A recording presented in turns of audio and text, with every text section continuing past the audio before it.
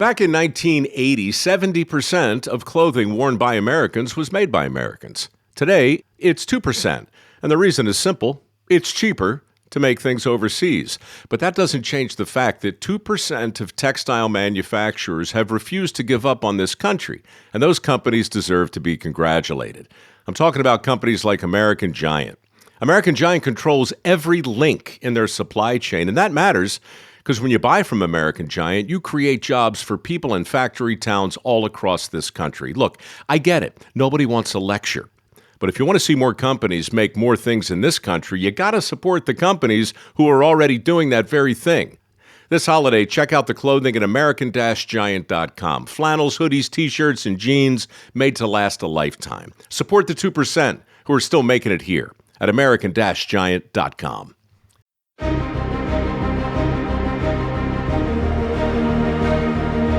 Welcome to Startuprad.io, your podcast and YouTube blog covering the German startup scene with news, interviews, and live events.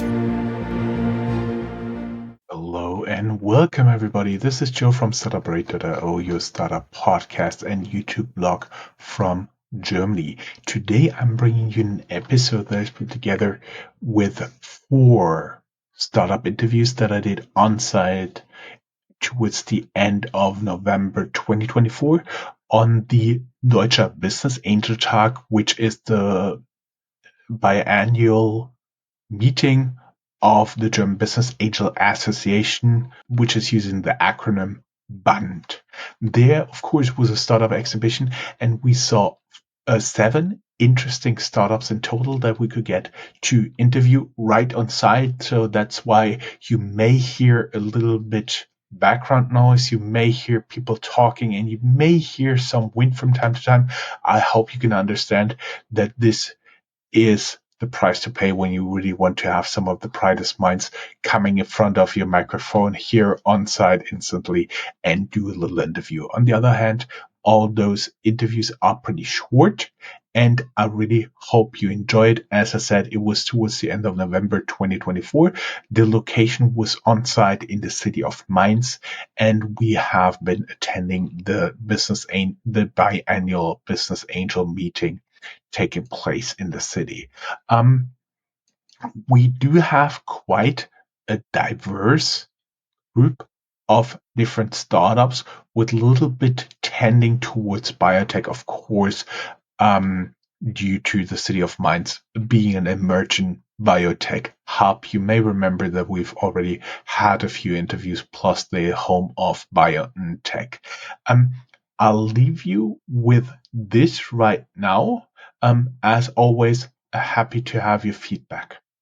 Hello and welcome everybody. This is Joe from Startuprad.io. We welcome Ningaloo Biosystems in the person of Albert Hartmann, co-founder of Ningaloo Biosystems. Can you tell us a little bit what your company Ningaloo Biosystems actually does? Yeah, we revolutionize the way new drugs, next generation for cancer therapy, next generation of drugs for autoimmune diseases and genetic disorders will be made in the future. Scalably and affordably for a large market that actually waits for these drugs to get. What kind of drugs are we talking about? So we're mostly talking about the next generation of cancer therapeutics, like advanced antibody formats. So not just monoclonal antibodies that have already been very successful in the market already, and with many saving a lot of lives already. The next generation of more complex drugs are now in the starting blocks to actually cure many of the more aggressive types of cancers. That's one example. The other example is gene therapeutics, which actually cannot just cure genetic disorders that are found in the whole market or in a small niche of patients, but also address broader topics like metabolic diseases. Mm-hmm. And the problem really is they are still essentially unaffordable. One dose can cost, in manufacturing, hundreds of thousands of euros. That needs to change. And that's what you're working on? That's what we are working on. Can you tell us just a tiny bit for like a non-geeky audience, how this works? Yeah, so making these types of drugs, and with the first generation like monoclonal antibodies, that already works very well, is a little bit like brewing beer. So you essentially have a big pot of where you put some nutrients in, you put cells in, and the cells actually produce what you want to have. In this case, it's not alcohol, it's the drug, actually, the biological drug that's made. The problem with that is that you essentially, like brewing beer, currently, you just put everything that the cells need into the bioreactor, and essentially you wait for 14 days for the process to run without the opportunity to actually interfere or steer the process itself. That's what we want to change. So we introduce a technology that in real time you can control the cells for the first time. So you can actually send blue light into a bioreactor and switch on a gene in the production cells and switch it off again. You can use a red light to activate an enzyme and so forth. So this is sort of a remote control for the production machines that are swimming in the bioreactor. That's, of course, now opening up a whole range of possibilities to control the process. Mm-hmm. Can you talk about the current status? How far are you in your startup journey right now? So we know that the technology works, and we are working in collaborations on two projects, one on a cancer therapeutic and actually another one on a gene delivery vector, which is used for genetic diseases, for example, as first pilot projects, essentially. And we could already show that we can influence the composition, also the byproducts that are produced in these processes, to actually optimize the process down the road. It's still small scale, so it's lab scale. That's exactly the entry point for us into the market, because process developer and cell line developers that develop a process for making these types of drugs exactly start on the benchtop in lab scale before going into the market. Mm-hmm. Over the next months, we will then move forward in scaling this whole system. Mm-hmm. What is your current funding status? Since you are here on a business angel event, I assume you're looking for investors? Yes, we have first pre-seed money, actually mostly from business angels. We are now looking into raising more money to actually show the next milestones in terms of scaling our technology. And then in order to get ready and get into preclinical projects with our customers and partners, then we will be raising a seed round of roughly 3 million. So that's something for next year, 2020. Mm-hmm. What strategies do you employ in order to get Ningaloo Biosystems integrated in the production in the biopharma industry? So in my previous life, I worked for a large organization that actually is a specialist in producing these types. So I know what the hurdles are, I know what the entry points are, I know what the regulatory environment essentially needs in this regard. So it's important to focus on the initial steps of designing such a solution to cover all of them and work with the partners that are experts for these new types of drugs and the manufacturing environment to actually get ready to enter such processes with a new technology. It's not easy because biopharma industry is sort of conservative if it comes to quality. So you need to show that you can actually improve quality and robustness of the processes. That's a big driver for our partners to take on such a new. Mm-hmm. Talking about the new technology, what KPIs do you use to assess the effectiveness of your tools, your product, and what successes can you already show at this lab stage? So that's actually quite dependent on the particular project. For example, with more complex antibody species, many people are concerned about byproducts that are produced. So it's much about shifting the composition of a product towards the right product, so that I don't need to purify away all the massive byproducts that are produced, in order to then lose also a lot of the correct. In terms of gene therapy, one of the most popular vectors in this area, which is AAV, particular virus that's very popular there. The big challenge is you get a lot of empty viruses that you don't want because they're immunogenic, but don't deliver the therapy. So you need also to purify away, which is costly and also loses, you lose the product. So in this way, it's actually much more about shifting the production of these viruses to get more filled virus. So that's why you need to work in these types of pilots with these clients to exactly understand what they want and where the pain is highest to improve that process. Great. Best of luck. Let us know when you have a successful funding. Thank you very much. Thank you. Hello and welcome back. I would like to reintroduce you to a former guest. Can you introduce yourself? Hi, my name is Henriette Maas. I'm a physicist and founder of NanoStruct GmbH. You've been a guest in the past. I looked it up in June 2021 was the publication. Can you give us first a little idea for all the people who did not hear or see your interview, what you guys are doing? With NanoStruct, we are developing a method to detect bacteria within minutes. This is very, very cool thing because at the moment it takes several days to know which bacteria is causing a problem. We can do the same thing in a very, very short time. And can you tell us what development steps you have taken since the last interview? Because my understanding was at this time you were working on reliably building nanostructures. That's right. And these nanostructures are the core of our method and allow to detect always the same amount of bacteria and to make the method available in an industrial sense. So since last time, what we did was we worked with many different types of contaminants, and now we are focusing on only a few, and one of these is bacteria, which are incredibly interesting for many different industries. What is your current stage of development? We are close to having a prototype for the bacterial analyzers for laboratories. We will have the prototype ready next year and be ready to start into the market with this product at the end of next year. Most of our audience does have a business background. Can you elaborate what your prototype could be doing or would be doing, like dumb it down Barney style?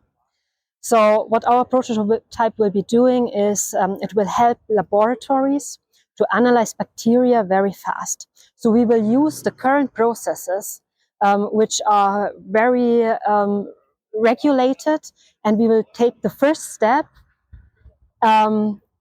without changing it, and then we will step in and take a liquid out of the process and detect whether there are bacteria in there. And just for me as a non-scientist, what is it useful for, and how much can you kind of cut in terms of time the sample spans in the laboratory? So it is useful because at the moment it takes several days to identify bacteria. Bacteria can cause a lot of problems. We are now working mainly with food laboratories and with food producers. And you can imagine if you have a piece of food and there are bacteria in there, and these bacteria are harmful, pathogenic bacteria, which can really hurt people. And it takes several days to detect whether they are there. This means the food is very likely already eaten once you know that there has been a problem. And we have many cases where producers have to make recalls, bring back food, or where people get sick because of bacteria that have been overlooked. With our tool, we can do the same process, the same analysis, not within days, but in the best case within minutes. Therefore, it will be possible to detect bacteria before the food goes out to the supermarkets, to the consumers, and we will really save people from getting ill and from dying. Mm-hmm. How are you currently funded, and are you seeking additional investments? Mm-hmm. We are currently funded via business angels and public funds. We are not yet looking for funding, but we will be next year. So if you like the idea which we have, feel free to connect and ask us for more information. What KPIs and key metrics are you tracking, and what results can you show to date? Mm-hmm. So one important thing for us in our current status is basically what bacteria can we detect in what concentration. So both are KPIs, the type of bacteria which we have already in our data bank, and which concentrations, depending on the matrix we are working with, are possible to detect. And these are two parts which we are constantly working on, to increasing and decreasing. Increasing for the first one, decreasing for the second one, of course. And when do your milestones coming up? When do you think you'll have a product ready, and when do you think you're going to the next funding round? Yes. So we want to have our prototype ready next year, in the middle of next year. And once it's ready, we can go into a validation. The validation is important because without validating our tool, we will not be able to place it in the industry. This means validation will take another 3 to 6 months, and we will be ready to market at the end of next year. It's very sunny, so I have to talk like this now on. Don't worry, everything is fine. Henriette, thank you very much. It was great having you here, especially with such a great smile. Thank you very much. Thank you. Hello and welcome back. We bring you another interview from the Business Angel Summit 2024 Germany. Today I would like to welcome Bernd Kulke. And you are from? Nutrilotse, the app for oncology patients. Can you tell us a little bit what specific challenges related to the malnutrition in cancer patients does Nutrilotse address? Yes, so in general, the issue is with the nutritional aspects in an oncology therapy is that the nutritional aspects do not get, until today, in most cases, the necessary relevance. We all know that there's a drug therapy, which are the cancer drugs, more or less, and in parallel, there's a kind of secondary therapy, it should be, which is the nutritional aspects. Because we all know, based on pretty much studies, which are unfortunately mostly not conducted in Germany, but in the US and Switzerland, all over, that the nutritional aspects have a very big impact on the positive outcome, on a good outcome of the drug, of the oncology therapy. But as said, unfortunately, this is not tackled yet in Germany so far for different reasons. And the Nutrilotse, this app, should just tackle this issue and really generate a much better therapy outcomes for oncology patients. Can you tell us what usually goes wrong? What usually goes wrong is there are several aspects, I would say. The most relevant, or one of the most relevant ones, is that the oncologists, the doctors, do not pay the right attention, the necessary attention to nutritional aspects in the therapy. That's one case. The reason is, why is it as it is? This has different reasons. One is that it's not reimbursed by health insurance companies yet, for different reasons. So they only reimburse the drug and everything which is directly related to the cancer drug therapy. And the second thing is that based on the education, they are not so much aware of nutritional aspects in correlation to a very positive oncology therapy.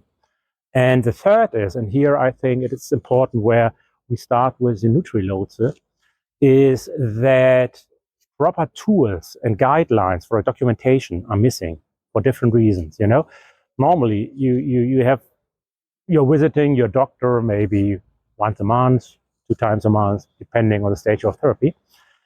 And in between, there is no proper monitoring of the patient's, how the patient is in terms of nutritional aspects, overall well-feeling. All these things are missing. So if you go to the doctor for your next appointment, then they are checking all the medical topics, but the focus on the nutritional aspects and on the overall well-being is not so much in focus for the doctors. It only becomes relevant in most cases if it's really visible. So if the patient is really getting into a very weak, into a very bad stage, then in several cases, not in each case, unfortunately, then the doctor is starting with the topic of malnutrition. And then often it means that you have to start a nutritional therapy which is very expensive because these are then often, you directly start with parenteral drugs, these are we things. And there you have costs per day for a patient of more than 200 euros. And you can sum it up for the average length of a therapy, which is 6 months. And then you can see how much the financial impact is of a therapy, parenteral therapy, which was initiated too late. And here we start with a Nutrilotse. For us, it's important that just from the first meeting with the doctor, with all the experts which you have in your oncology first meeting, kickoff meeting, let's call it like this, even if that's a bit tough to say for a patient kickoff meeting. But anyhow, in general, then you already should start using our app, because then you can monitor just from the start, how does a patient develop in terms of overall well-being, in terms of nutritional aspects, and so on and so on. And you can start with the right treatment, or at least get the right awareness for all these aspects just when it's necessary. So means we will plan to have a kind of traffic light system in the app. Green is okay, everything. Red, yellow, just look on this, start talking to your doctor. And if it's red, then it's really the right time or the relevant time to really start with a new therapy, the therapy for nutritional aspects in between to your oncology therapy. Yeah? And this is what we want to deliver. And the reason is really what is important in terms of the app versus the status quo, how it's today, is that it's patient-centric. This means the patient is doing the documentation, is all these things, giving in each day, in best case, how do I feel, are there any complications, do I have a headache, and so on and so on. And the most relevant topic is giving in his weight. Because one of the key elements of these apps to monitor and to judge the status of the patient is a BMI, the well-known BMI. This is a correlation of your weight and your length, or how big you are, and so on. Then there's a ratio, and if this ratio is unfortunate for you, then you have to start with your whatever necessary therapy. Mm-hmm. Could you elaborate on the current development stage of Nutrilotse and any significant milestones achieved to date? To date, yeah. What is a big milestone? I will become part of the team. If you consider this as a milestone. No, I think we already proceeded pretty well. So we are more than 6 months, or more than half a year, nearly a year, already working on this app, on this concept. What is the big achievement today? Yeah, we hope to get the first MVP by end of this year, beginning of next year, because it's a learning also, which we made today here and before wherever, is this is a very intangible topic. You need the app, you need something to show, and in best case also to have a tool or a proof that this concept is working with patients. Everything else is just nice theoretical approach, but it's hard to convince really investors to give money for something which they unfortunately really cannot make a clear mind of, because we're talking here about a very sensitive topic, oncology, cancer, which in worst case nobody wants to get involved in because it's not so favorable. And in other cases, they really do not know really what does it mean, what are the issues, how should an ideal therapy look like, and so on and so on. That's why we really came to the conclusion that MVP is really critical also to get new funds. Mm-hmm. And you're currently looking for funding and or partnerships? Yeah, that's a good one. This is a good question, partnerships. I think primarily we're looking for funding. Mm-hmm. Yeah, that's also why we're here. We need money. What strategies are you employing to integrate Nutrilotse into existing cancer care practices, and how are you approaching user acquisition? Yeah, it's a great topic, but also great issue. So what does it mean? To step one step backward. So how do we want to get money into the system? I think that's always a key question.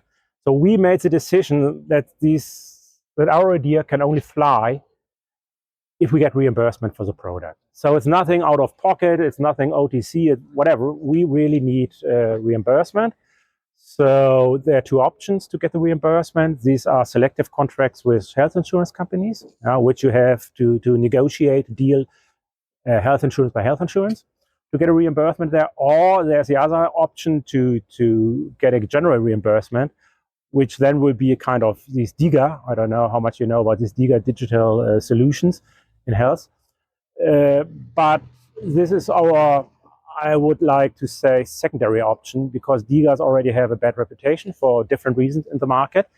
And to get a really approved DIGA, it's a much longer way to whether to get an app which is qualified as a medical device in the first step, class 1, and then get the selective reimbursement from individual health insurance companies. So reimbursement is the first thing, and then if there's reimbursement, for sure, the one who has to distribute the app are the doctors, the oncologists, most of them. So then the second step is really to get this into the standard routines of the oncologists. And here we really have to start in best cases with the first kind of cancer kickoff meeting with the patient, and everyone is getting together for the first time and they are talking and defining about the therapy. And then in best cases also we are already part of this procedure. Mm-hmm. What KPIs are you monitoring to assess the effectiveness of Nutrilotse, and what outcomes have you observed so far? So everything which is outcome related is just business experience. These are stories, this is whatever, because this concept does not exist so far, except for everything which we have in our mind or where. So, but there's no real tool. So, but if it might have been launched in the first stage for us, what is also important, sorry, I forgot this. So the Nutrilotse, more or less, has two aspects, the medical one and the financial one. So we spoke a lot about the medical impact, so medical relevance, on how to better monitor it, and so on and so on and so on. And then there's also, which I touched a bit in the very beginning, a financial aspect, which is mostly related to health insurance companies. Because as I said, if the awareness for nutritional aspects starts too late, means in a very bad stage, nutritional stage of the patient, then you have to act and spend lots of money into the patient to stabilize or to improve his nutritional, his overall aspects. This costs, as I said, a lot of money for the health insurance. This costs you more than 200 euros per day for a period of up to 3 months. So then you can calculate what does it cost per patient, the secondary nutritional therapy. And here we want to win the health insurance with a message that we say, if you really have a proper monitoring just from the start, you can avoid 10 to 20% of those patients, which cost you today 200 euros per day for 3 months. So this is the other financial aspects, and this is our biggest trigger, how we want to win health insurance companies, because they know what it costs, they know how tight their budgets are. So next to the medical aspects, these financial health insurance related focus, let's call it like this, is a main part of the whole concept. Great. So only thing left for me to say is good luck on your startup journey, and let us know when you achieve the next milestone. We will, you can be sure. Thanks a lot. Thank you. Bye-bye. Thank you. Bye-bye. Welcome everybody to another interview from the Business Angels Summit here in lovely Mainz. Today I'm talking with Alexander David from Greenable. I'm one of the founders. Awesome. Can you tell us first what specific challenges in CO2 footprint calculation does Greenable address, and who is your primary target customer? Usually you have the problem in carbon footprint accounting that is very complex. People are no experts and people do not have time in the companies to actually calculate carbon footprint. So they have to start from scratch and from the beginning. And we do help the customers by providing a software that is intuitive and enable our customers to calculate, reduce and report their carbon footprints. So our main customers are basically small and medium-sized companies from the steel, plastics and packaging industry, for example. Why do they need to calculate a CO2 footprint? So companies need to calculate the carbon footprint for their products because of the CSRD coming next year and because of the digital product passport coming in 2027. So because of these regulations, companies need to calculate the carbon footprint in the end. I see. So there's a regulatory requirement to prove the carbon footprint. Exactly, especially in scope 3, 3.1, 3.4, like the supply chain emissions, company have to calculate the emissions. I see. Could you elaborate on the current development stage of Greenable and any significant milestones achieved today? So yeah, we founded Greenable in 2022 as a company, and we started off with the Exist student founders grant, and then we closed our pre-seed round last year. We have currently a team of 12 people. We're based in Kaiserslautern, where our offices are, and our product is on the market since summer last year already, and we have around 9 customers on the software that are already paying and using the software right now.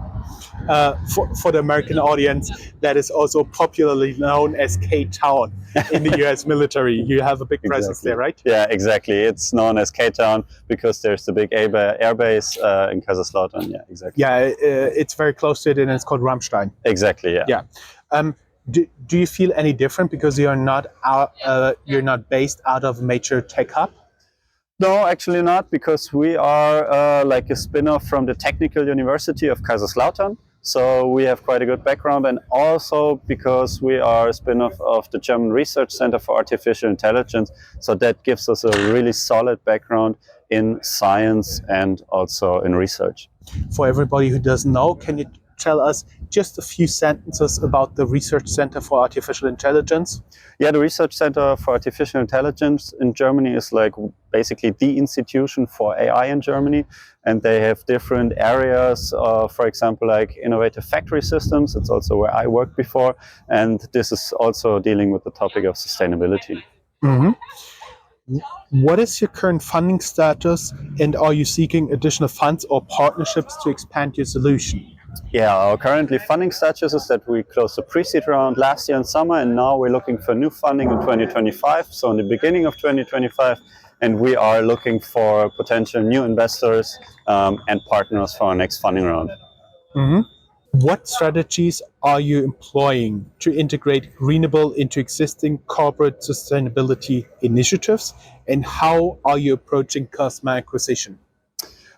So what we basically do is we try to partner up with other companies, so finding ways together with them to push the topic of sustainability, because some companies provide CSRD tools, we provide product carbon footprint, so together that builds quite a good ecosystem, and especially within sustainability you have to work together in that case to help the companies that are in need. What is, like, in terms of size, company size, either revenue or employees or both, what is your usual customer look like? Yeah, we are usually around 1,000 employees. Also, we have some companies that are way smaller, but also some that are a little bit bigger. But yeah, the small and medium-sized German Mittelstand is basically the customer base we are aiming at. And I would assume there are thousands of potential customers in Germany alone? Yeah, basically there are many companies, over 1,000 companies that would need product carbon footprint for their company, for their products. Yeah, as said, regulatory requirements coming in the next years. Exactly. What are the KPIs you are monitoring to assess the effectiveness of Greenable, and what outcomes have you observed so far? Mm-hmm. So what we are obsessing as KPIs is, of course, the products our customer are calculating their carbon footprint for, also the different suppliers they have, things like that. But also in terms of our sales, we are looking at our customer satisfaction scores, for example, and with that we can always improve the product, we can improve the process that we are dealing with, and that are some of the KPIs we think that are interesting for us. Did you have in the past already some major customer feedback that really changed the direction of your product? Not really the direction, but it more or less cleared the way that we were already aiming at, because some customers were requiring features that we planned maybe a little bit later in the process, and that we just did before now, because the customers said, yeah, it would be good to have, not nice to have, but would be really good to have. So we did that a bit earlier, but no major shifts yet. Okay, great. Thank you very much. It was a pleasure having you. Thank you.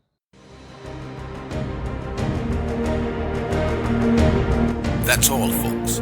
Find more news, streams, events, and interviews at www.Startuprad.io. Remember, sharing is caring.